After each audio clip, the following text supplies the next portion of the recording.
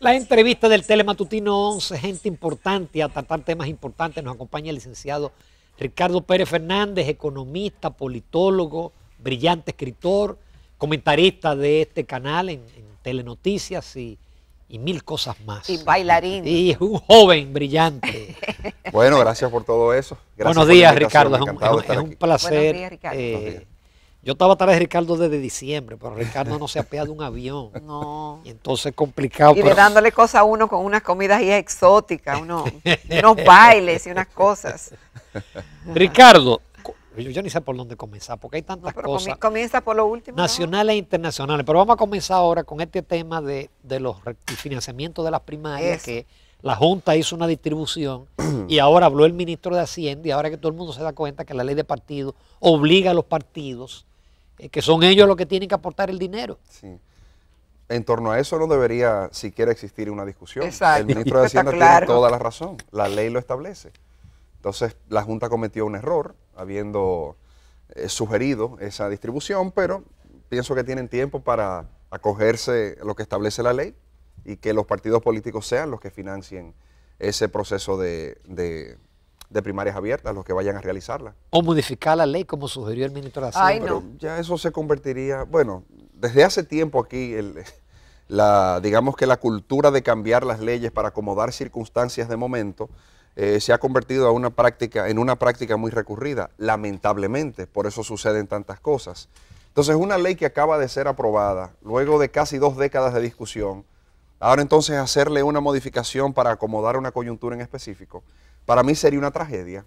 Yo lo que creo es que hay que ceñirse a lo que establece la ley. El tiempo de discutir las particularidades de esa ley y de lo que ella establece ya pasó. Si eso fue lo que se aprobó, vamos entonces a acatar eso.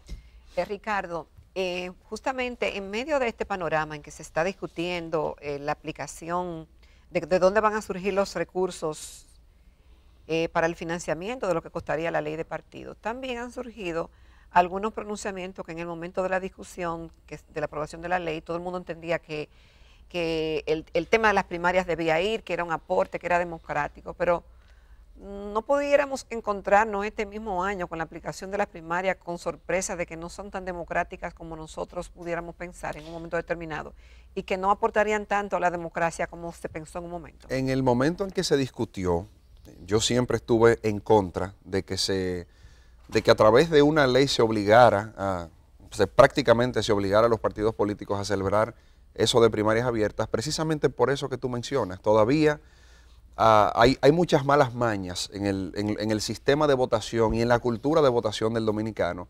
Y yo creo que un proceso de primarias abiertas, por ejemplo, en el caso cuando suceden los partidos que están en gobierno, siempre van a presentar desviaciones porque aquí se utilizan los recursos para tratar de tendenciar un resultado, para tratar de producir un resultado. Y al final, esto que buscaba, dotar de mayor participación, de mayor democracia a los procesos, lo que puede terminar siendo es una validación de un chanchullo a través de la votación de personas que se presentan en los procesos, Ricardo, pero que... Como politólogo y analista de estos temas, ¿tú ves en la sociedad dominicana ese deseo de participación por ejemplo, en un asunto que anteriormente era potestad básicamente de los propios partidos? Sí. Y la Constitución sigue estableciendo que es potestad de los partidos políticos. Lo que pasa es que, de nuevo, aquí, para buscarle una solución a una coyuntura específica, nos empeñamos en aprobar este tema de las primarias abiertas sin realmente entender si tenía sentido que para el caso dominicano, de conformidad con su legislación, esto existiera. Si votar en las elecciones nacionales no es obligatorio, un sistema de primarias abiertas no tiene sentido. Y en todo caso, la ciudadanía dominicana nunca en ningún momento ha reclamado que se le dé posibilidades de participar en los procesos internos de los partidos, porque de los procesos internos de los partidos salen los candidatos y luego ya la sociedad dominicana decide por cuál lo vota. valida o no. Exacto, pero ahora participar también a lo interno de las organizaciones para elegir candidatos, se está haciendo un sistema de doble votación que en el sistema dominicano no tiene ningún sentido. Si votar en las elecciones fuera obligatorio, tal vez tendría un poco más de sentido. ¿Qué es lo que sucede en los países donde hay primarias abiertas? Votar es obligatorio.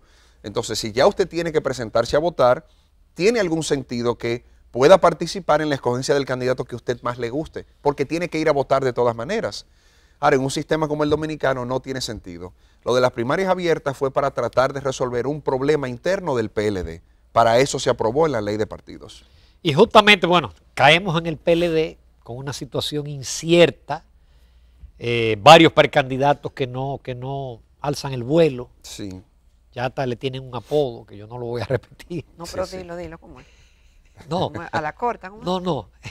En estos días yo vi la foto de la mujer y alguien puso, ni se le ve en la sala. Sí. Y le pusieron la votación, los niveles de simpatía. Pero bueno, Sí. Definitivamente hay una situación de enfrentamiento entre los dos grandes líderes, Sí. Danilo Medina, Leonel Fernández. Todavía el presidente Medina no acaba de definir que marzo, que abril, que mayo, que junio. ¿Cómo tú crees que va a terminar eso? Ah, y perdón, hoy veo el ingrediente de que un grupo de partidos dicen que están dispuestos a llevar a Leonel Fernández como candidato. Sí. Eso es una... Pero está el tema de la ley también. Hay tantos escenarios posibles en los que esto podría terminar, pero la unidad del PLD va a depender de si en este proceso nos ceñimos a la legalidad o no, o si queremos cambiarla para de nuevo acomodar una coyuntura. En el año 2015 la gente esto lo olvida, no sé por qué. Para que pudiese viabilizarse la modificación a la Constitución que terminó por permitirle al presidente Medina presentarse de nuevo, el comité político firmó un acuerdo. Los 15 puntos. El acuerdo por la unidad en ese momento, ¿verdad? Los 15 puntos. Y ahí quedó claramente establecido cuáles eran las bases sobre las cuales se iba a, digamos que a fundamentar esa unidad, ¿verdad? Ya luego de tomar la decisión de permitirle la repostulación al presidente Medina, una serie de puntos para garantizar que todos estuvieran contentos. Eso está claro ahí lo que en ese momento se negoció. Entonces ahora lo que se pretende es desconocer eso y aventurarse a otra reforma constitucional para permitirle al presidente Medina que continúe. Yo personalmente no creo que eso vaya a suceder. Yo creo que ¿Por qué? es el bullicio y la laraca propia Oye, salen ahí 9 directores municipales de Santiago que dicen que están dispuestos a lo que sea. Es así. Claro, es ellos no así. son legisladores. Claro, pero y esto siempre sucede. En la víspera de un proceso electoral, si el que está ocupando la posición, la Constitución, o no le permite presentarse de nuevo, empiezan los ruidos de que vamos a modificar la Constitución y que el país se une. Los ingenieros sin ti. constitucionalistas del 15. Usted recuerda eso muy bien. Y eso fue más avanzado en el tiempo. Estamos en febrero. Yo creo que el acto de las firmas en aquella ocasión se presentó a finales de marzo o en abril. Esto es propio de la cultura política dominicana.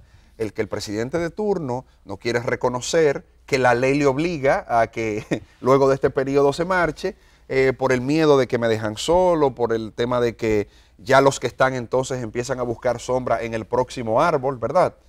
Se apean del tigre para montarse en el otro. Eso es, entonces yo creo que hay un temor a eso. Claro, no le favorece al presidente Medina, que ya tiene un precedente preocupante, ¿verdad? Y fue que ya cambió la Constitución una vez para presentarse. Entonces, evidentemente que se le atribuye cierta posibilidad a que lo haga de nuevo. Ahora, las circunstancias de ahora no son las del 15. La sociedad, a través de las encuestas, se ha expresado de casi un 70% o más de un 70%, me parece, estaría en contra de eso. Gremios empresariales, iglesias, han dicho lo mismo. Los llamados poderes fácticos. Dentro del PLD, si se presentase esto como una posibilidad y se trabajara para que este cambio se produjera, yo creo que ahí se sentenciaría la división del PLD definitivamente.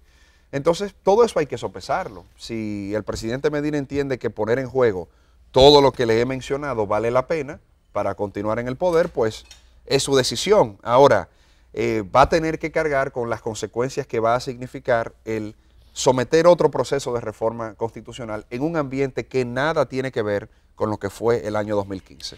Vamos a hacer una breve pausa, Ricardo Pérez Fernández, porque tenemos muchísimas preguntas y muchísimos temas. Volvemos en pocos minutos.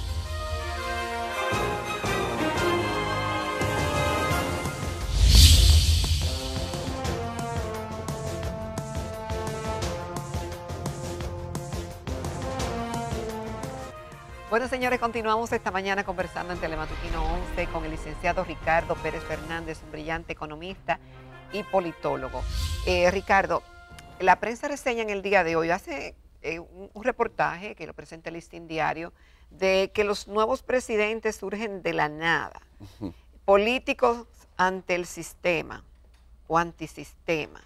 Y menciona algunos casos como Jair Bolsonaro y otros presidentes jóvenes que han surgido prácticamente de la nada. En momentos, en coyunturas especiales. ¿En la República Dominicana podría surgir lo mismo? Y yo quiero también referirme para ampliarlo, porque recientemente en un comentario en Telenoticias, tú trataste específicamente el caso de Nayib Bukele de El Salvador. Sí, del Salvador. A ver, vamos por parte. Destrípalo. Sí, no pareciera por el momento que en República Dominicana pudiese surgir una figura extra partido que pudiese concitar el nivel de apoyo necesario para ser una sorpresa de este tipo. Pero puede ser de un partido. Puede ser de un partido, sí. Nueva. Era una figura nueva. Sí. Ahora bien, el único instrumento al que podemos remitirnos para poder emitir cualquier tipo de opinión son las encuestas, ¿verdad? Y cuando uno ve las encuestas, uno ve que el electorado dominicano sigue siendo igual de conservador y estable en sus gustos. Entre el PRM y el PLD hay más de un 95% de la preferencia electoral de los dominicanos. Y dentro de cada partido, entre dos figuras, en cada caso, representan prácticamente el 100% de las simpatías de los militantes de esas organizaciones. Entonces, en un escenario así de estable, es muy difícil ver, por lo menos en esos números, cuál sería la vía de que una figura nueva o un extra partido pudiese descollar con éxito, como ha pasado en estos otros países. Ahora, ¿a qué se debe eso? Eso fundamentalmente es una manifestación de un rompimiento con el status quo, un rompimiento con el establishment. Pero, Ricardo, el cansancio de los partidos tradicionales. Lo que pasa es que ese cansancio de los partidos tradicionales es un fenómeno que se da solamente en la clase media, y los números están ahí para demostrarlo. Pero ¿qué pasa con la clase media? Que la clase media manifiesta su cansancio y descontento con los partidos tradicionales por Twitter. Pero resulta que el día de las elecciones, cerca de un 70% no se presenta a votar. Entonces, mientras el cansancio sea digital, eso no va a manifestarse ni se va a concretar en absolutamente nada. Ya. Por eso hay tanta estabilidad en las preferencias electorales en la República Dominicana. Pero ¿qué pasó en El Salvador? Ese caso a mí me gusta mucho, porque yo creo que puede tener alguna similitud con uno en la República Dominicana. A ver, y yo digo que para fines de entender lo interesante de este caso, la edad de Nayib Bukele, que es 37 años, no es relevante. Para mí lo relevante es lo siguiente. Que no, pero eso soy. Empresario, ¿verdad? Empresario e hijo de empresarios importantes en El Un Salvador. joven empresario, joven. Decide entrar a la política. Gana la alcaldía de San Salvador, la capital y ciudad más importante del país. Y lo hace por el FMLN, el partido principal en estos momentos de El Salvador. Bien. El muchacho va escalando en popularidad, se va convirtiendo en la figura principal del partido. Joven al fin, ¿verdad? Es muy crítico, es muy idealista y empieza a contrariar en algunas posiciones a la dirigencia del partido. Ese partido toma la decisión de expulsarlo. Recuerden que ese es el partido de Sánchez Serén, el actual presidente. Y lo expulsa citando dos razones fundamentalmente. Hubo más razones, pero las dos principales fueron estas. El estar fomentando la división con su conducta y por promover campañas personalistas, es decir, por asumirse estar por encima de la organización. Lo expulsan por esa razón. Cuando lo expulsan, él no lucha contra eso, se declara independiente. Luego crea un equipo político, principalmente de jóvenes en su entorno, asume la candidatura presidencial por un partido minoritario que no tenía ninguna posibilidad de triunfo, el partido gana, y al final todos conocemos la historia. ¿Cuánto tiempo duró eso que tú relatas, Ricardo? ¿Cuántos años? Bueno, él fue expulsado en octubre del 2017, o sea que un año y algo. Oh, Dios mío. Un año y algo. Entonces, Y se apostaba a una segunda vuelta. de hecho, el objetivo de él en principio era tal vez forzar una segunda vuelta. O sea, creando algún tipo digamos, sacando algo de esa militancia que lo apoyaba en el FMLN, llevándolos hacia ese nuevo partido, tal vez provocar una segunda vuelta. Bueno, pues ganó en primera vuelta. Y ganó en primera vuelta porque al final Fue un chepazo. Bueno, es una circunstancia única, ¿verdad? Digamos. Un golpe de suerte. Pero mire cuál otra... el partido cometió un error al expulsarlo. Totalmente, pero miren otras estadísticas que también van muy a tono, muy a tono con el caso dominicano. ¿En qué sentido? El porcentaje de clase media en El Salvador es prácticamente el mismo que en la República Dominicana. El porcentaje de pobres y vulnerables es prácticamente lo mismo que en la República Dominicana. O sea que socioeconómicamente a nivel demográfico nos parecemos. Los últimos 30 años en El Salvador, es decir, desde que terminó la guerra civil al día de hoy, dos partidos, Arena y FMLN, se habían repartido el poder. Aquí desde uno de izquierda, otro de derecha. Aquí, bueno, allá donde todavía hay una carga ideológica que tiene sentido, aquí no tiene ningún sentido de nada. Pero bueno, aquí también PLD y PRD y sus desprendimientos se han repartido el poder los últimos 26 años, 24 años. O sea, ¿ven la similitud?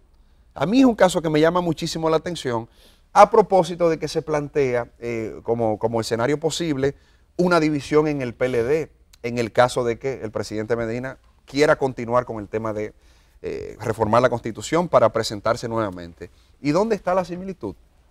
Que si no tomamos en cuenta el tema de la edad y nos vamos solamente con preferencias en el electorado, o sea, lo que marcan las encuestas, y esa trayectoria que les acabo de decir, ese podría ser el caso de Leonel Fernández, en el caso de que salga del PLD. ¿Por qué no? Si en un electorado tan estable como el de El Salvador, y ahí está la historia para demostrarlo, y su composición sociodemográfica, y lo que siempre han expresado en cuanto a preferencias electorales. ¿Por qué si en El Salvador fue posible con una figura nueva, completamente nueva, en la República Dominicana no podría pasar con una figura como la del expresidente Fernández? Pero aquí voy, 3 veces presidente, que tampoco es lo importante es que es el que lidera las encuestas. ¿Por qué él es que lidera las encuestas? Entonces, cuando lo hacen allí, Bukele no lideraba las encuestas. Y miren el resultado. Si Leonel Fernández lo hiciera ahora, o le tocara hacerlo ahora, ¿tendría que tener preocupación o temor? Yo entiendo que no. Yo estoy viendo que hay una tercera vía que es una posibilidad. Pero también podría colarse la oposición y ganar el PRM. El problema que tiene la oposición en esta coyuntura es que, aún siendo el presidente Fernández el presidente del PLD en este momento, las últimas encuestas que se han publicado lo dan, o una parte muy significativa del electorado lo entiende líder de la oposición, y él es el presidente del PLD. Imagínense que él salga del PLD. ¿Quién se convierte en líder de la oposición automáticamente? Y desplaza mucho, o resitúa, digámoslo de esa manera, mucho de ese voto anti-PLDista que hoy en día está en el PRM porque no tiene alternativa, no necesariamente porque simpatice por ese partido. Ahora, Ricardo, la doctora Rosario Espinal estuvo en el programa hace unos días y ella nos planteaba la posibilidad de que si el presidente Danilo Medina decidiera no participar y apoyar a otro candidato, pudiera ganar las primarias internas en el PLD, en razón de que el doctor Leonel Fernández ya ha sido presidente en 3 oportunidades, que la gente ya sabe con lo que viene, con cuáles serían sus funcionarios y demás, y que pudiera ser esa una opción que pudiera ganar en el partido. Bueno, yo a eso respondería lo siguiente.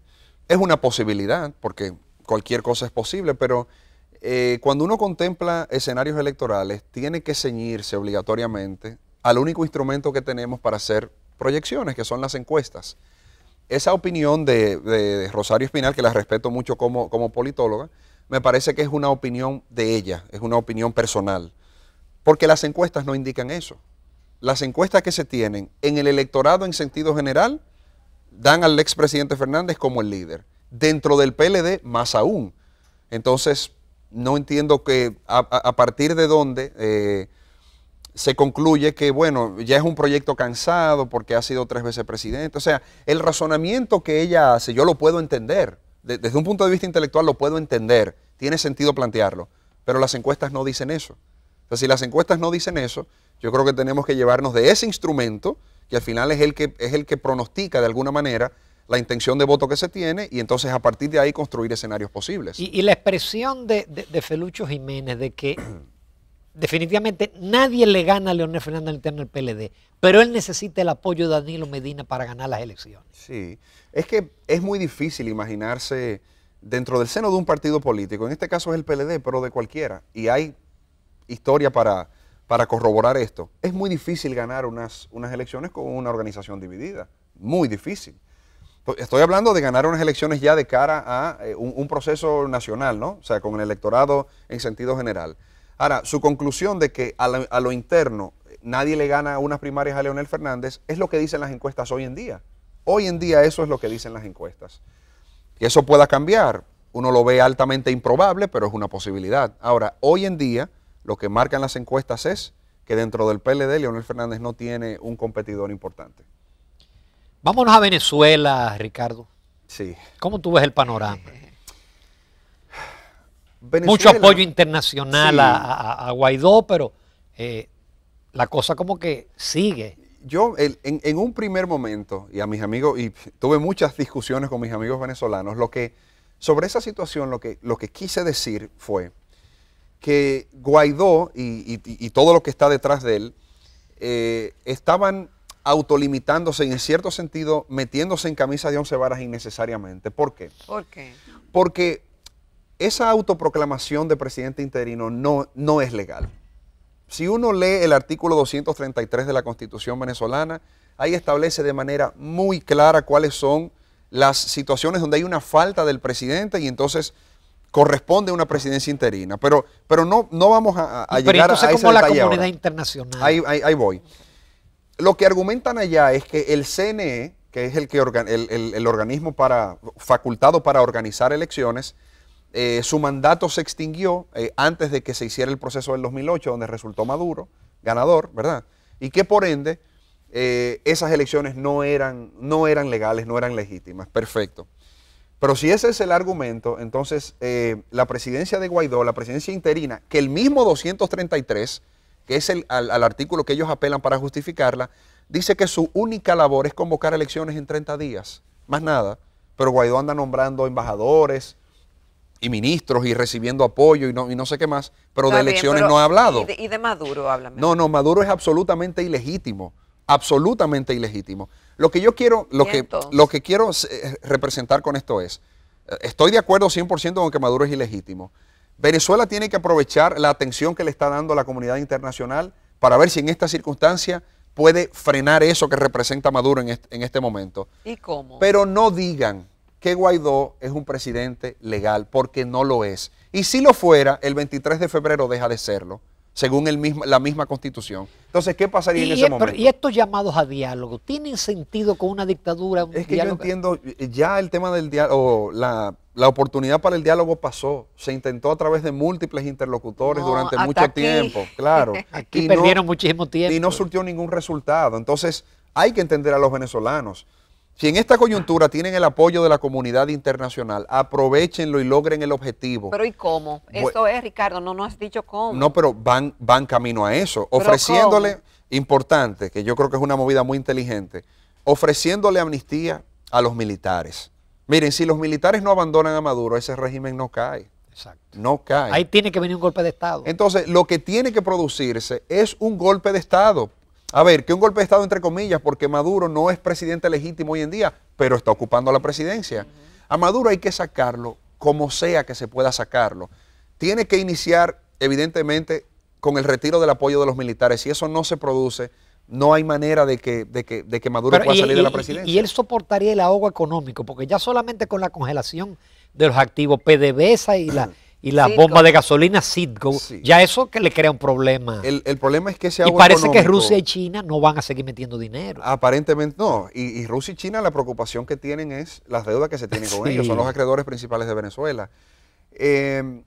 Lo que pasa es que ese agua económico lo va a sufrir el pueblo venezolano. Claro. Y eso es lo que tiene también a Estados Unidos. Él no quiere la ayuda voluntaria, él la rechaza. Claro, entonces ese es el camino. Ojalá y que no sea ese el camino, porque ya el pueblo venezolano ha sufrido demasiado.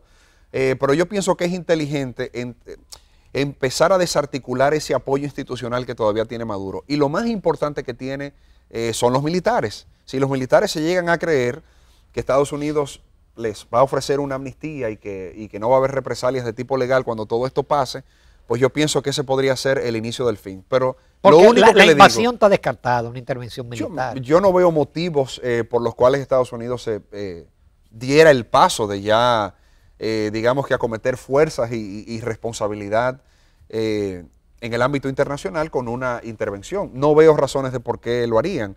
Ahora, el apoyo que se le está dando es muy importante y muy significativo. No habían tenido un apoyo como lo tienen ahora. Lo único que le digo es que asuman las cosas como son y las llamen por su nombre.